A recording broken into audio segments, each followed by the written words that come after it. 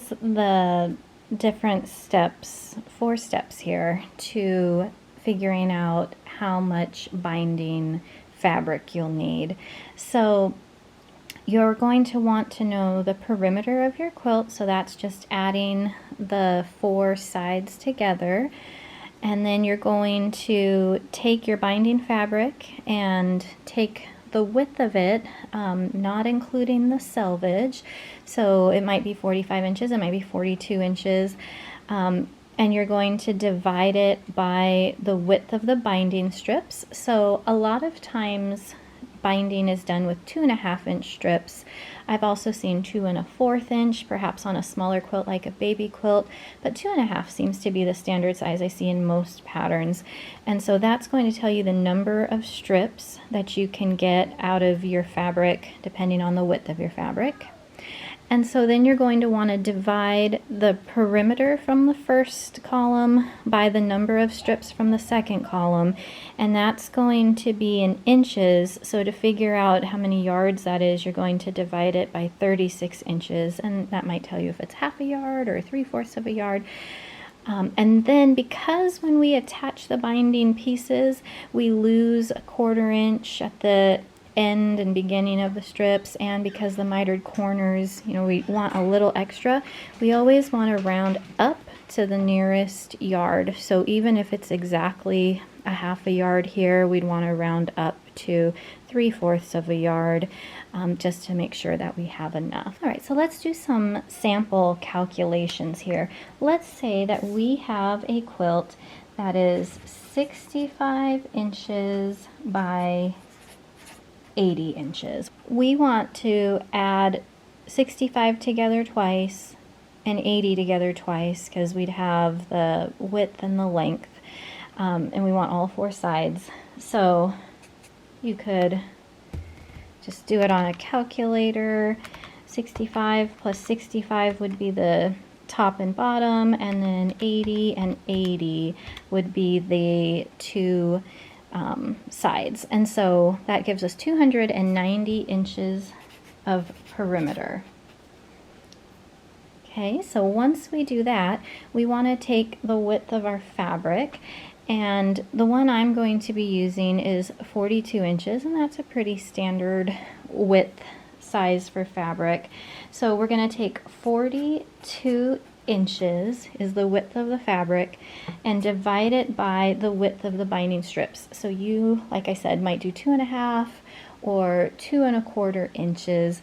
I'm going to be doing 2.5 on this one, and that will tell me how many strips I can get out of the width of the fabric. So if I have 42 inches, I'm going to divide that by 2.5 inch strips that I need. So it says 16.8. So I want to make sure I round down to the nearest whole number because 0.8 isn't going to give me a whole strip. So I'm going to round that down to 16. So I can get 16 strips for sure out of 42 inch fabric.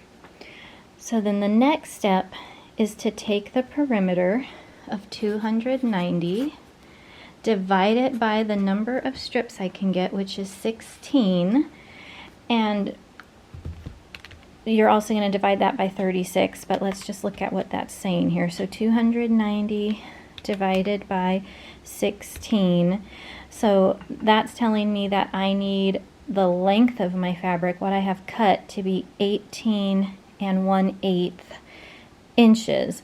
Now usually when you get fabric in the fabric store, you tell them, you know, what fraction of a yard you need. So that's why we're going to divide that by 36 inches. And I already know that 18 inches is a half a yard, so this is going to be pretty close here. So I'm going to divide it by 36.